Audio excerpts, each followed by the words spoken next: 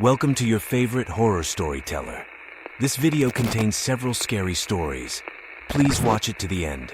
There are time codes at the bottom if you want to switch the story. Also, I'm grateful for your support and advice. Thank you. Let's get started. Never again will I be alone in my apartment. The silence is intoxicating and rings in my ears like the rattling of glass. After that incident, a friend always sits with me in the evenings until my parents get home from work. My friends walk me home from school. I am always surrounded by people, otherwise I start shivering. I get hysterical, and it takes me a long time to recover from it. It happened last summer. Me, my second cousin, and some young guys who were her friends were walking along the sidewalk. Everyone was in a great mood, except me. Lisa kept making me look stupid in front of the boys, making fun of me, and they smiled, looking at me apparently as if I were an idiot. Lisa would ask me strange, incomprehensible things I wouldn't answer, and she would laugh loudly at me. She was drinking some kind of cocktail, and it apparently affected her behavior. One of the guys, Michael, kept trying to change the subject, but she would shove him away and continue her attack. She was 4 years older than me. Her friends were even older. I became uncomfortable in their company. I did not want to go with them from the beginning, but Lisa, being sober, promised me that it would be fun. But I'd rather stay with them and endure their abuse than go home, shouting resentfully at my little sister. When I reached the elevator, I opened the door and stepped inside.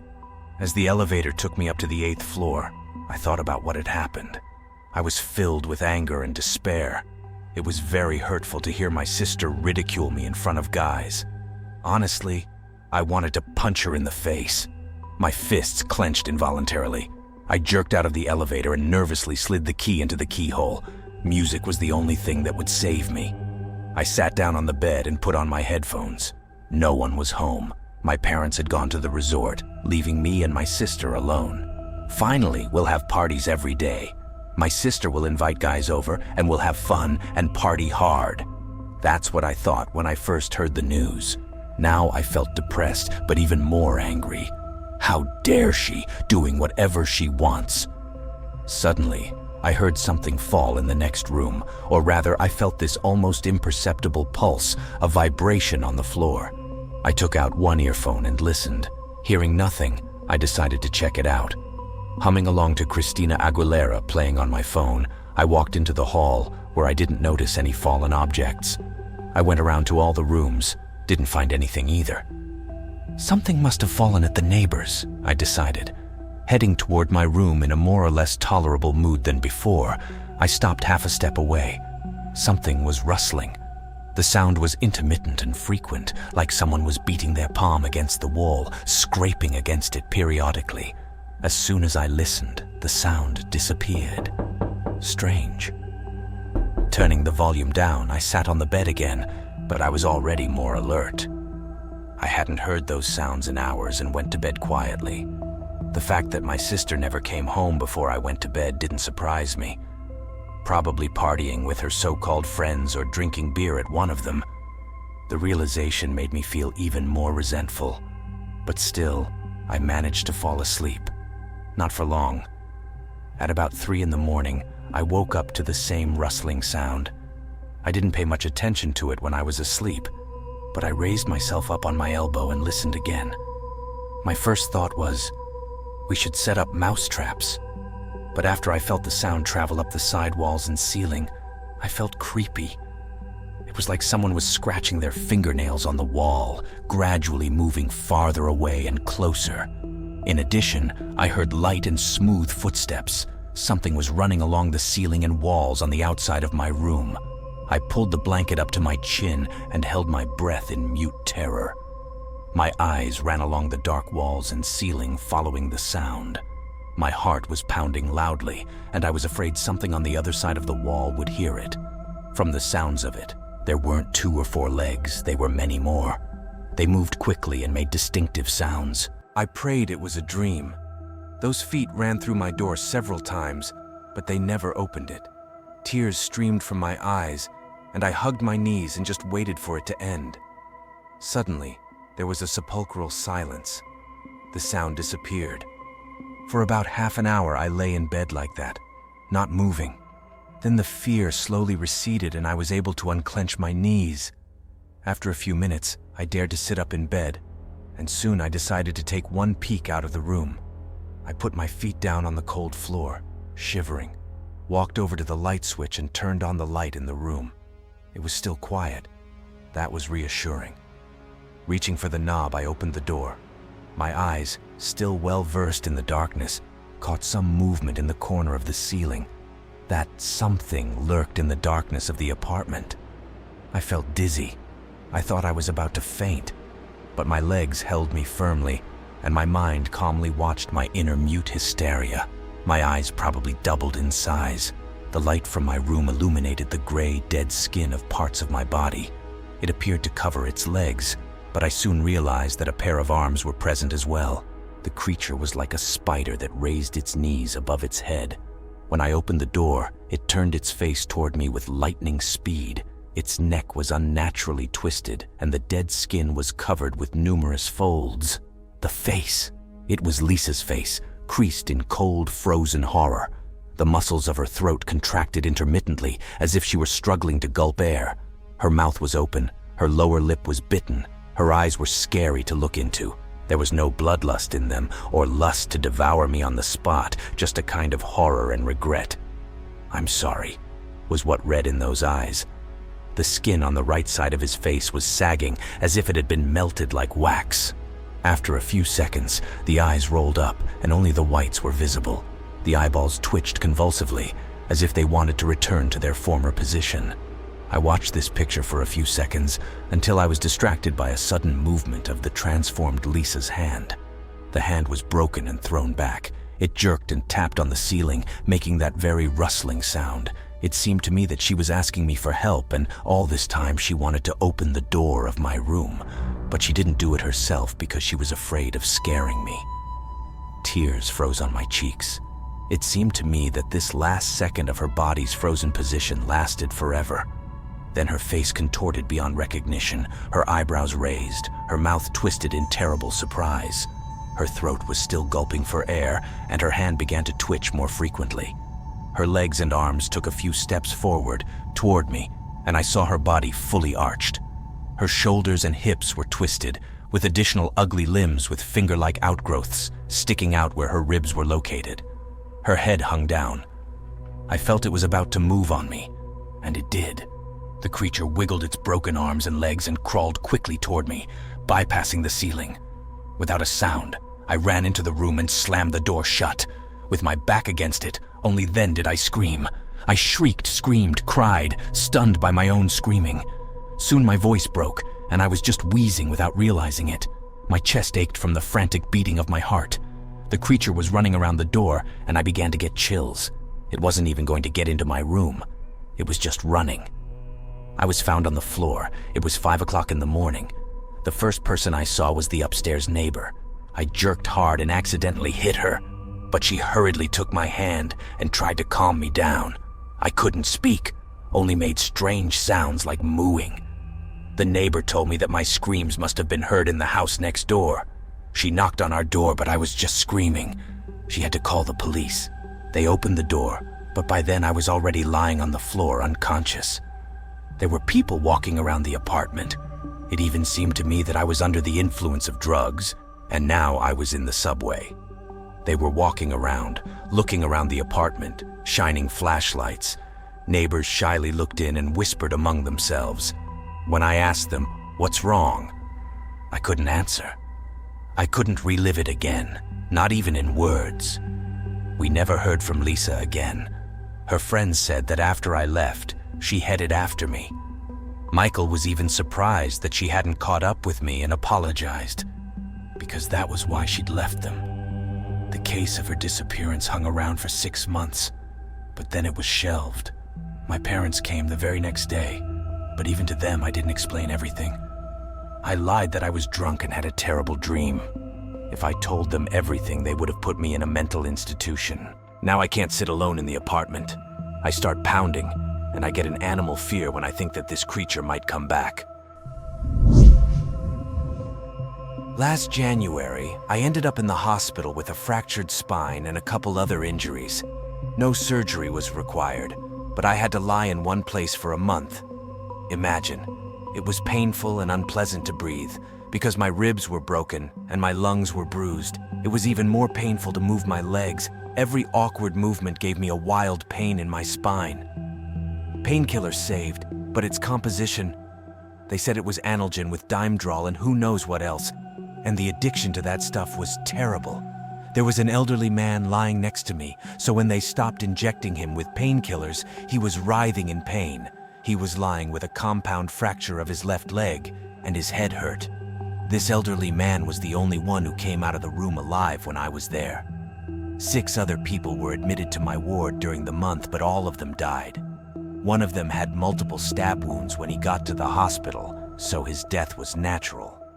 But here were men with hernias and fractures dying of unknown cause. Naturally, no one told me the cause of death, and that made me a little scared. An elderly man told me that at night, someone was walking as if on heels, not with a scuffling, but with a knock, and that sometimes I could hear the rumble of a gurney. You can't imagine what I felt when the corpses were carried out of the ward in the morning. Then I learned from the nurse that before me people died here like flies, and in general, the ward is not good. A week after I got to the hospital, I got the idea to give up painkillers so that I would not get addicted to them later. For the first 2 or 3 days, everything was fine. As long as I didn't move, the pains didn't bother me much. Then the pains began to torment me at night, because of which I slept mostly during the day. That's when it all started. In the night, I heard footsteps. Quiet, slow, and rustling, they were heading toward my room. I looked at the door, holding my breath, and again felt a great pain. I was lying with my head against the door, so I turned my head, and that's what made it hurt. The footsteps were getting closer, and the closer they got, the scarier I felt. But then the door opened, and the nurse on duty came in to see if everyone was asleep.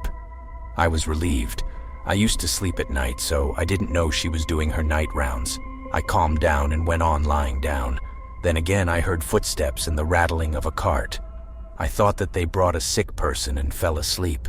In the morning I found out that no one had been admitted during the night. Well, I thought, I wondered what the woman on duty could have brought at night. Another night, another footstep, another duty woman. When the duty woman comes on duty, you should close your eyes and pretend to sleep. Otherwise you get an immediate shot of sedative, after which your head splits. And then there was a rumble of the gurney. We had 3 people in the ward at that time, and 1 bed was empty, so we could bring a patient to us. The gurney rumbled closer and closer, and then I was really scared. I could hear the clacking of heels through the sound of the gurney.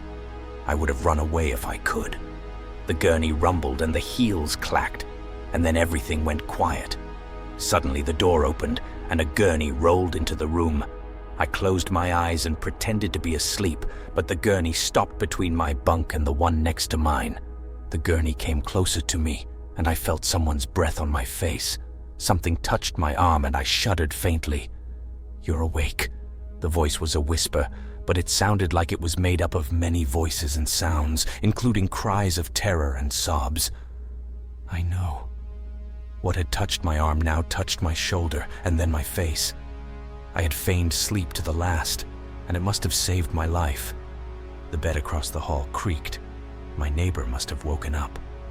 "Hey, who are you?" That was all he had time to say.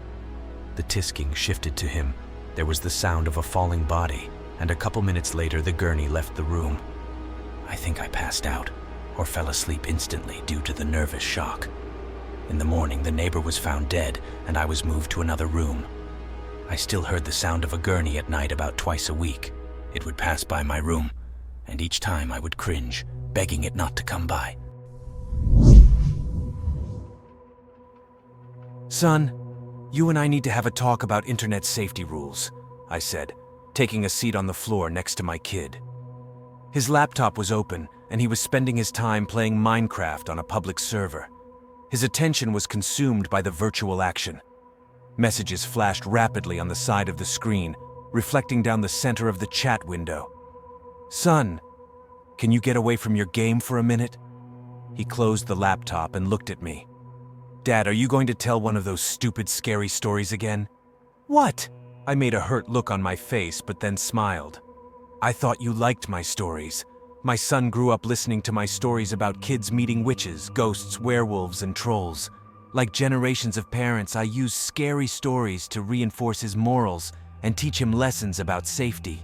Single dads like me are forced to put into practice whatever parenting legacy they can get their hands on. I loved them as a 6-year-old, but now that I'm grown up and they don't scare me anymore, they seem silly to me. If you really want to tell a story about the internet, could you make it really, really scary? I looked at my son doubtfully. He crossed his arms and said firmly, "Dad, I'm 10 now. I can hold my own." Okay, I'll try. And so I began to tell the story. Once upon a time, there was a boy named Colby. The look on my son's face made it clear that he wasn't impressed by such a trite introduction. Colby got on the net and went to several websites for children. After a while, he started chatting with other kids in game chat rooms and forums. He became friends with a 10-year-old boy with the nickname Helper23. They liked the same video games and cartoon series. They laughed at each other's jokes and played new games together. After a few months of friendship, Colby gave Helper 23 6 diamonds in a game they were playing. It was a generous gift. Colby's birthday was approaching day by day, and Helper 23 wanted to send him a cool gift in real life. Colby decided there was nothing wrong with giving Helper 23 his home address, as long as he promised not to tell strangers or adults. Helper 23 swore not to show it to anyone, not even his parents, and went off to prepare the package. I stopped telling and asked my son, "Do you think it was a good idea?" "No," he said, shaking his head decisively. Despite his initial reaction, he was being drawn into the story. Colby thought the same way. He felt uncomfortable about giving his home address to someone he'd never seen in person before, a feeling that grew and grew. By the time he put on his pajamas and got ready for bed, the anxiety and guilt had taken over him completely. He was about to open up to his parents. The punishment would be severe, but the relief and clear conscience were worth it. He tossed and turned in bed, waiting for his parents to wake him up. My son knew that the creepy part was sure to follow next. He leaned forward with his eyes wide open. I deliberately spoke in a whisper. Colby could hear every sound in the house. The washing machine was running in the bathroom. Branches scratched the brickwork outside the structure. His little brother cooed in the nursery. There were other common household sounds. Finally, his father's footsteps sounded in the hallway. "Dad!" the boy exclaimed excitedly. "I have something to tell you." His father poked his head through the doorway at a strange angle. In the darkness, his mouth didn't seem to move, and there was something wrong with his eyes. "Yes, son?" His voice sounded strange too. "Are you all right, Dad?" the boy asked. "Yep," the father said in a strangely feigned voice. Colby pulled the blanket up to his chin. "Is Mom around?" "I'm right here." The mother's head appeared above the father's head. Her voice sounded fake. "Are you going to tell us about the fact that you gave your home address to Helper 23? You shouldn't have done that. We told you never to give out personal information on the internet," she continued. "He wasn't a child at all. He was just pretending to be one. Do you know what he did? He broke into our house and killed us both, all to have a good time with you." A fat man in a damp jacket appeared in the doorway. In his hands were 2 severed heads. Colby screamed in horror as the man threw the heads to the floor, walked into the room, and pulled out a knife. My son screamed too, covering his face with his hands. But I wasn't going to stop. Since I had started, I had to tell the story to the end. A few hours later, the boy died. His shrieks turned into low whimpers, then stopped. In the ensuing silence, the killer heard the baby crying in the next room and pulled the knife out of Colby. A special entertainment lay ahead. He had never killed an infant before and was anticipating the sweetness of the moment. Leaving the dead Colby behind, he left his room, entered the nursery, and walked over to the crib. Lifting the baby into the air, he began to examine it. When he took the baby in his arms, the baby stopped crying, looked into the killer's face, and smiled sweetly. The killer had never held a baby before, but he was already rocking the baby in his arms and even wiped his bloody hands on the bedspread to allow himself to pinch the baby's cheek. "Hello, little one," the assassin said softly. The dark lust melted in him, turning into a warm and tender feeling. He walked out of the nursery with the infant. Taking the child home, he named him William and raised him as his own. I finished my story. The son was visibly shaking. He, stammering, uttered, "But Daddy, my name is William." I gave him a loving smile and ruffled his hair. "Of course, son." Forgetting the computer game, William, sobbing, ran up the stairs to his room. I think deep down he liked my story. I still don't know why this happened to me in particular. I have no idea when or how I managed to break the unwritten rules for dealing with all things mystical. You know, something like, don't look in mirrors for long, and always hide your feet under a blanket at night, and all that sort of stuff. But I really didn't do anything to get their attention. I didn't bring home strange objects found somewhere or bought at sales. I didn't talk to suspicious strangers. I didn't try fortune-telling or magic rituals. I didn't even watch horror movies at night. In my apartment, no one committed suicide and in general, it seems, did not die. Shall I tell you how it all started? About a week ago, the light in my bathroom started coming on badly. It was nothing special. It just didn't come on right away. It took 2 or 3 seconds between the click of the switch and the light bulb flickering on. Why it suddenly began to happen, I do not know. I am not an electrician. All my knowledge in this area is limited to the school course of physics. It was useless to hit the switch with force, to change the bulb too, and there was nothing else I could do. But the darkness was unsettling, so before I went in, I always hesitated, squinted suspiciously at the mirror or at the patch of blackness under the bathtub, and waited for the light to come on. But I could never be afraid of the same thing for long. And so it was that one morning I was in a hurry to get somewhere, and I took a step into the still dark room, only to jump back out into the hallway with a squeal. Someone touched me. From above, I felt a touch on my hair, light, tentative, but too distinct to be written off as imagination. And there had never been any drafts in the apartment. I didn't even wonder what the hell it could be. I was too worried. I didn't want to go into the bathroom for the whole day, and after that I never stepped over the threshold until the light was on. It wasn't even that I seriously believed there was an evil monster waiting for me. It was just that I felt safer. It really did, for the next few days, until our lights went out. It wasn't for long, just a couple minutes, but it was enough for me to have a small but violent tantrum. I was brushing my teeth at the time, and didn't run out of the bathroom, probably just because I was dazed from the surprise. And when the light came on, I almost had a heart attack. Right in front of me, a dirty human palm print appeared on the mirror above, upside down, as if someone had hung down from the ceiling and put his hand on the mirror. Even then, I had my first thoughts that it would be a good idea to look for another apartment with a proper bathroom. But I had never encountered anything like this before and probably underestimated the danger, and I shouldn't have, because the third time I saw him, it was late at night. I was sitting in my bedroom at my computer, reading some book online and not suspecting anything bad. Of course, by the law of meanness, I was thirsty, and to get to the kitchen, I had to walk down the hallway past the bathroom. That route didn't scare me too much at the time. It seemed to me that I should just stay out of that unfortunate room. I got up, went to the door, and I don't know what kept me safe that night, but I thanked it very much. For some reason, I looked up at the ceiling, and I was stunned. It was sitting on the ceiling, near the bathroom door, staring at me with cloudy, whitish eyes. It looked like a huge piece of wool, vaguely resembling a human body. Only instead of legs, it had 6 long, oddly curved arms attached to its body. It looked like a spider, a huge, furry spider with a human head and arms. Under my dazed gaze, it, still pressing its belly into the shelf, quickly darted off into a corner and disappeared. Until the morning, I sat in the bedroom with the chandelier, nightlight, table lamp, and almost a pocket flashlight on. I was shaking. I was thirsty, but I would not have been forced to go out into the dark corridor at gunpoint.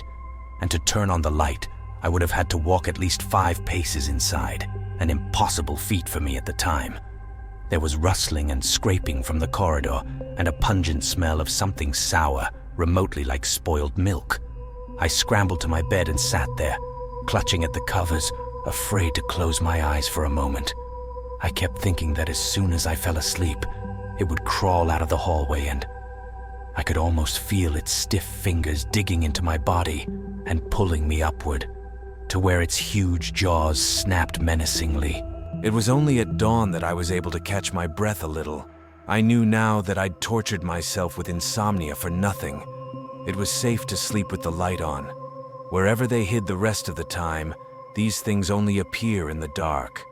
And it doesn't matter if it's day or night.